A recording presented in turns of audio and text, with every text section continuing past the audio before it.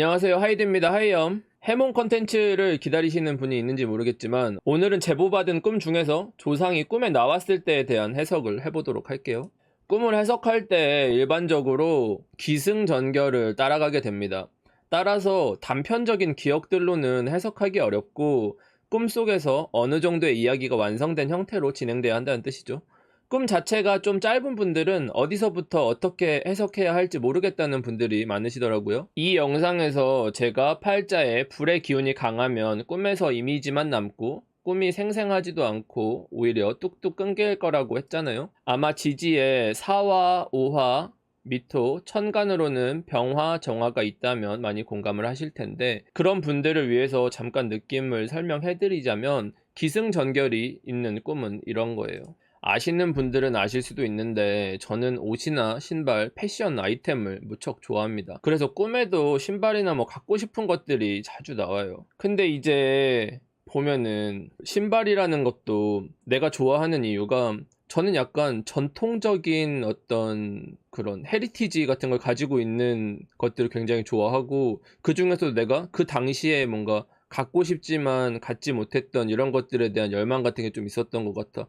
그래서 패션 아이템 중에서도 신발을 좋아하는 편이고, 신발 중에서는 나이키의 조던을 좋아하는 편이고, 운동선수도 조던을 좋아합니다. 트래비스 스캇이라는 래퍼가 이 조던이랑 협업을 하면서 이렇게 신발을 약간 혁신을 했어. 이게 첫 번째 낸 거고 두 번째 낸 건데 이게 너무 히트를 쳤었어요. 그래서 저도 이걸 너무 갖고 싶어가지고 이게 항상 꿈에 나올 정도로 이렇게 제가 선호하는 모델인데, 이건 프라그먼트랑 합작을 한 거고 이번에 나온 신발입니다. 그래서 이게 신발에 자꾸 내 머릿속에 아른아른 거리는 거야. 그래서 내가 드로우도 하고 막 이러는데 당첨이 안 돼. 내가 일진 같은 걸 보고 막 해도 사실 저도 막 이런 신발 같은 게 잘 되는 운이 아니어가지고 올해 제가 당첨이 진짜 안 됐어요. 잘 될 때는 막 1년에 몇 개씩도 되고 그랬었는데 안 되더라고. 왜 잡설을 길게 했냐면, 꿈이라는 게 자기가 이렇게 의식하고 어떤 강하게 열망하고 있는 이런 것들에 대한 게 이미지가 강하게 남잖아요, 무의식 속에서. 이걸 가지고 우리가 꿈을 꿀 때 기승전결이 있어야 돼. 내가 단순하게 어떤 신발을 갖고 싶다고 해서, 예를 들어서 내가 꿈을 꿨다고 쳐봅시다. 이제 내가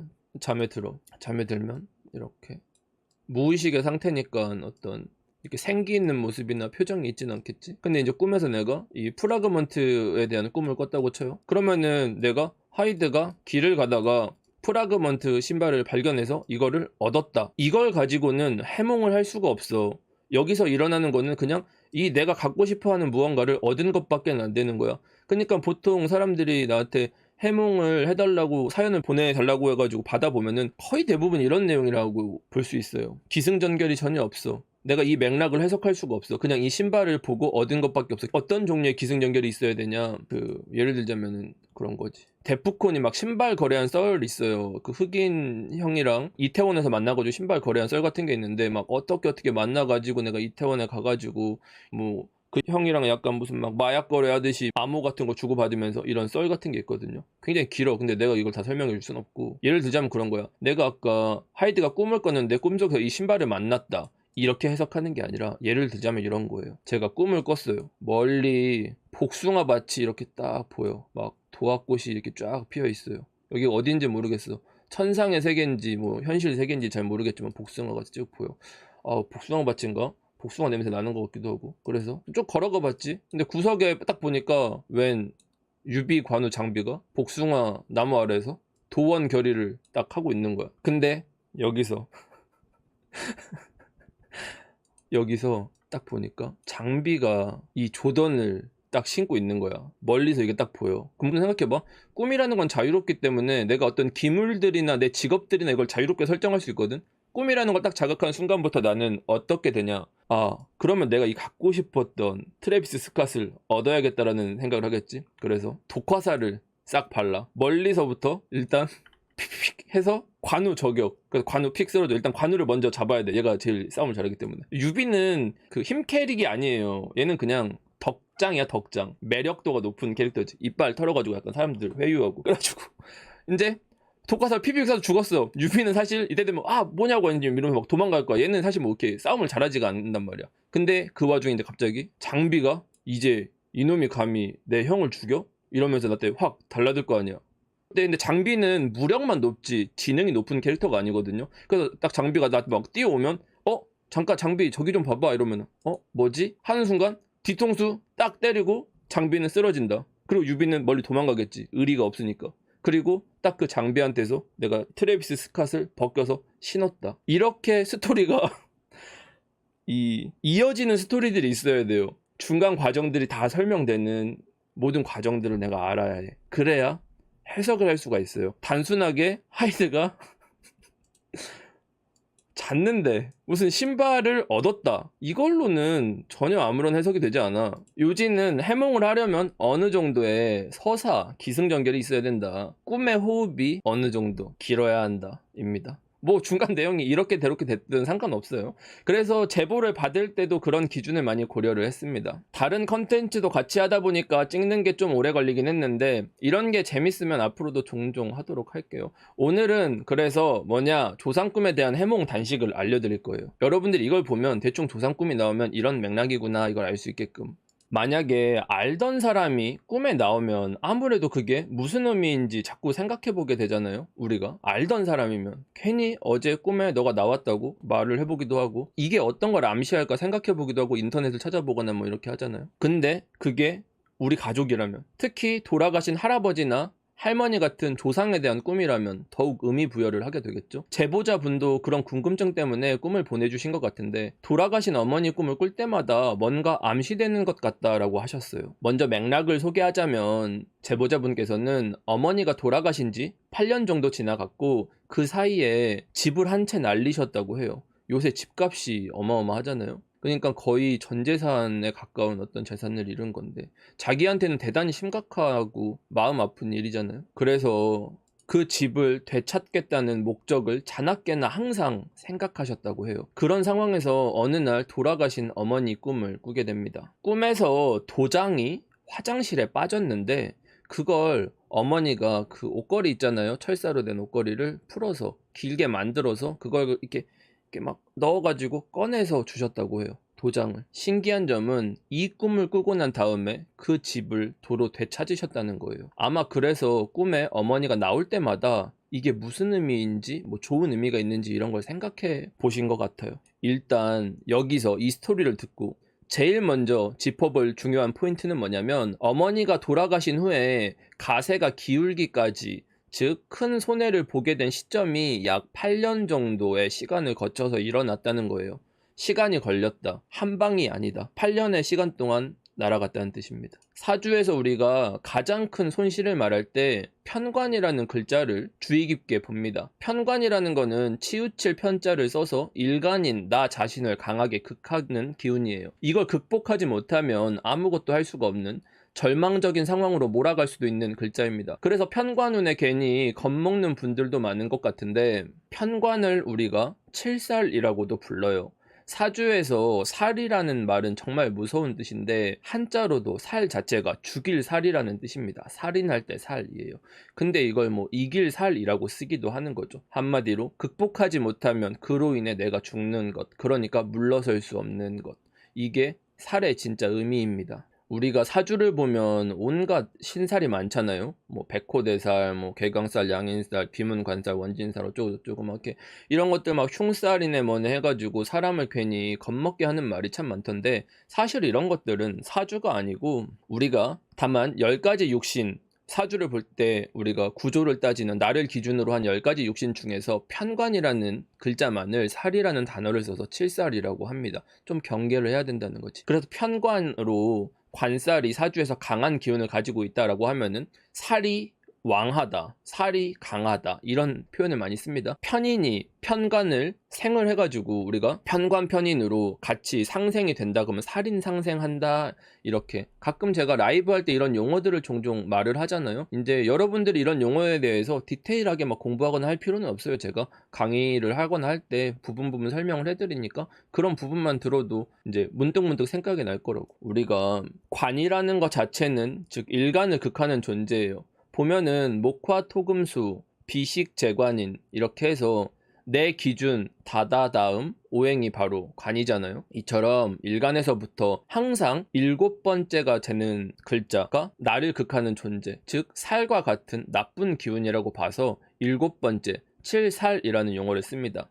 근데 보통 7이라는 건 서양에서는 럭키 세븐이라고 쓰이잖아요. 그러니까 동양과 서양의 관점이 좀 다르죠. 그리고 보면은 그래서 크게는 운으로 생각해 보자면은 특정 사건이 발생한 시점으로부터 7번째 전후에 오는 게 이런 칠살과도 같은 작용을 한다라고 생각을 하시면 됩니다. 그리고 어머니라는 존재는 사주를 우리가 뭐라고 해요? 육신으로 정인이라고 합니다. 그냥 인성이라고 봐도 돼요. 인성이라는 건 뭐냐? 비겁을 생한다. 나를 낳고 돌보고 위험에서 구해주는 글자예요. 그래서 우리가 가끔 사주 막 좀 공부하신 분들이 막 무인성 하면은 고하다, 뭐 공부도 못한다, 부모 복이 없다, 뭐 사랑을 못 받는다 이런 해석들을 하고 막 그러잖아. 근데 실제로 그렇지 않다는 거는 제가 항상 컨텐츠 통해서 많이 말씀을 드렸죠. 그러니까 막 저런 방식으로 보는 거는 진짜 말 그대로 단식인 거고 실제로 맞지도 않고 그냥 우리가 퉁쳐서 이 관계를 정리하면 인성이라는 것은 나, 즉 일간을 돌봐주는 글자예요. 부모라는 개념도 보통 그런 이미지죠. 비빌 언덕이라는 표현도 있듯이 부모님이라는 것은 인생에서 조력해주고 보호를 해주는 존재입니다. 뭐를? 나를. 꿈 많은 분들의 꿈 얘기를 들어보면 나쁜 꿈을 꿀 때마다 나는 꼭 아빠가 나온다. 아니면 엄마가 구해준다. 이런 게 정말 많잖아요. 해몽은 일종의 기호학이라고 이전 영상에서도 언급했던 적이 있는데 부모님이라는 것은 일종의 수호자, 보호자를 대표하는 기호라고 볼 수가 있습니다. 물론 저마다 부모님에 대한 인상이 다를 수도 있겠지만 제보자님의 경우에도 어머니가 곤란한 상황을 해결해 주셨어요. 모든 천간은 자기로부터 7번째가 되는 해에 극을 맞게 되어 있다고 말씀을 드렸는데 7살, 즉 관살이 작용하면서 입은 피해를 인성으로 회복을 한 거잖아요. 피해를 입은 게 없다면 도움을 받을 것도 없겠죠. 큰 재산을 잃은 것과 같이 지극히 약하고 불안정한 상태가 되었을 때 자기가 보호를 받아야 되는 상황이 되는 거고 그럴 때 비로소 인성의 도움이 절실하게 필요하게 되는 거예요. 어머니가 간절해지는 거죠. 자기의 내면에서. 관살을 극복하는 과정을 그러한 인성의 도움을 받는 것으로, 즉 인성이라는 도장을 어머니가 건져주는 것으로 표현되었다고 해석해 볼 수가 있어요. 우리가 인성을 흔히 도장으로 비유한다는 점도 생각해 보면 신기하죠. 우리가 보통 인성을 말할 때 계약이다, 시험이다, 매매다, 문서운이다 이런 소유권들을 인성을 보고 사람들이 얘기를 하는 거거든요. 어머니가 도장을 건졌다는 것도 이런 꿈에서 시사하는 점들이 있기는 할 거예요. 기호적으로. 근데 여러분들도 그렇겠지만 아마도 사주나 이런 학문에 관심이 많은 분들은 무의식적으로 이런 단어들이 머릿속에 남아있어서 이 관련된 연상을 하게 되고 또 꿈속에서 그런 방식으로 표현이 된 것으로 저는 생각이 들어요. 물론 정인이 문서운이 좋다 이렇게 사주를 단편적으로 해석된다는 건 아니에요. 우리가 사주를 막 공부하셨다고 하는 분들이나 남의 사주를 보는 분들도 뭐 사주에서 정인이 들어오거나 하면은 뭐 너한테 문서 들어온다, 계약할 일이 생겼다 이런 얘기들 하시더라고. 근데 뭐 말이 안 되죠 사실. 사주라는 거는 지식 정보를 표준화해서 단식의 나열로 풀이하면은 거의 대부분 틀린다고 보시면 되겠습니다. 아무튼 여기까지가 보내주신 첫 번째 꿈에서 투영된 모습을 편관과 정인의 비유로서 해석을 한 거예요. 추가적으로 어머니가 나온 꿈들을 몇 가지 더 제보를 해주셨거든요. 그래서 이어서 보도록 하겠습니다. 비교적 최근에 제보 직전에는 꿈에서 집에 5만원권 지폐가 방 안 가득 쌓여 있었다고 해요. 그걸 어머니랑 같이 하나씩 세면서 돈이 너무 많은데 이 많은 돈을 언제 다 세냐고 하셨다고 합니다. 상상만 해봐도 되게 좋겠죠. 여러분들 집 안에 5만원권 지폐가 가득하다고 생각해봐. 우리가 보통 1억짜리도 그게 많지가 않거든. 5만원권으로 집안 가득 채웠으면 어마어마하죠. 일단 지폐를 보고 이거 대체 언제 다 세냐 그러셨다는 건데 이거는 일종의 재미있는 투정 같은 걸 어머니가 부리신 거예요. 꿈속에서는. 그리고 상황상으로는 내 방 안이었고 돈이 펼쳐져 있고 이걸 어떤 투정 부리는 이런 상태라는 거죠. 이거를 해석할 수가 있잖아요. 기승전결이 있으니까. 우리가 명절에 몇만 원을 수금하는 걸 세보는 것도 되게 행복하잖아요. 방 안에 가득 쌓인 돈을 세는 거잖아. 상황 자체가. 제가 집중하는 부분은 뭐냐면 방 안에 돈의 출처예요. 뭐 당첨이라든지 누가 졌다 그런 맥락을 언급하지는 않으셔서 그냥 돈이 있었다는 상황이 전제로 된 것 같은데 어떻게 얻게 되었는지에 대한 건 안 나와 있지만 어쨌든 집안 그리고 자기 방 안에 있었다는 거는 자기 본인의 소유권을 가지고 있는 돈이라는 거겠죠. 아마도 돈의 출처가 모호한 상태에서 돈을 샜다고 요약해 볼 수가 있는데 보통 이런 식의 꿈은 근거 없는 기대감이나 어떤 금전적인 책임감에 의해서 심리적으로 내가 돈에 의해 지친 상태에서 꾸는 꿈이라고 할 수가 있어요. 왜냐?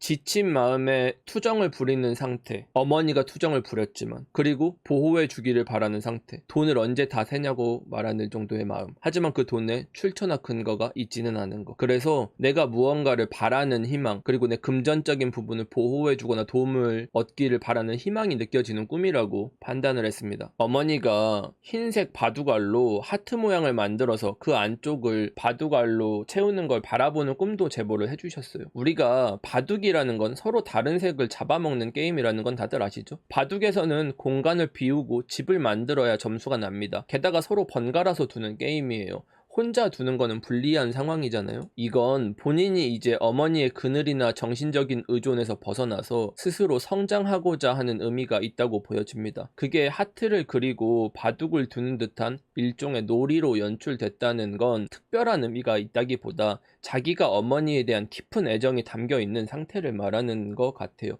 왜냐면 내가 그걸 바라보고 있는 거잖아요. 부모님과 어떠한 형태가 됐던지 이별하거나 게임에 지거나 헤어지는 꿈은 어머니라는 인성의 보호에서 벗어나서 나라는 독립적인 인간으로서 바로 서기 위한 의지가 반영된 꿈입니다. 자기가 아직 충분히 성장하지 못했고 어머니와 같이 이렇게 완성된 상태가 아니라는 거죠. 그러니까 내가 더 커야 될 부분이 느껴지니까 부족하다고 느끼는 그런, 그래서 앞으로 내가 더 잘해야겠다는 의지의 반영인 거예요. 자기가 강한 성장을 원하고 있고 현실의 벽에서 이제는 도망가지 않겠다. 힘들어도 내가 버텨보겠다. 지켜보겠다. 나를 바라보겠다. 성장하는 모습. 여기까지가 제보된 꿈을 가지고 제 나름대로 해몽을 해봤는데, 조상에 대한 해몽 단식을 추가적으로 제가 몇 가지 알려드리도록 할게요. 일반적으로 할머니, 할아버지라는 존재는 자기를 부모님보다 더 사랑해주는 존재입니다. 내리사랑이라는 말도 있잖아요.